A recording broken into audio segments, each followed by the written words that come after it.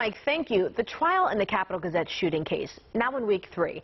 Prosecutors brought in medical experts who diagnosed Jared Ramos with totally different mental illnesses than the defense experts did. WJZ is live tonight. Avajoy Burnett has much more on these disorders and a previous lawsuit that the defendant actually won. Avajoy. Nicole, good afternoon to you. Well, the prosecution's first medical expert took the stand earlier today, and they diagnosed the defendant with schizotypal personality disorder and narcissistic personality disorder. And the prosecution, they're trying to make the point that even though the defendant has these disorders, he's still responsible for his conduct. Prosecutors in the Capital Gazette shooting trial brought in a forensic clinical psychologist who said Jared Ramos doesn't have autism spectrum disorder or obsessive compulsive disorder or delusional disorder, but instead he has schizotypal personality disorder and narcissistic personality disorder.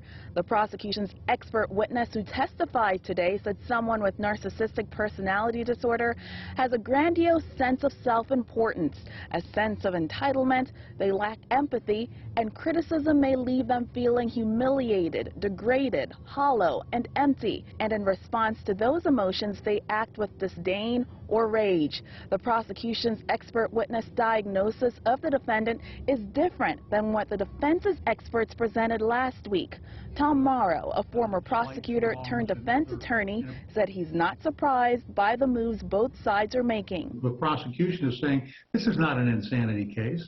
He knew exactly what he was doing, and the defense, on the other hand, is trying to establish that because of his mental issues, that he really did not comprehend what he was doing was wrong, and that he was unable in one way or another to conform his conduct to the requirements of the law. The defendant has pleaded guilty to 23 counts related to the mass shooting at the Capital Gazette 3 years ago. This is the second phase of the trial. The jury of 8 men and 4 women will determine if the defendant is criminally responsible for the attack that left 5 people dead.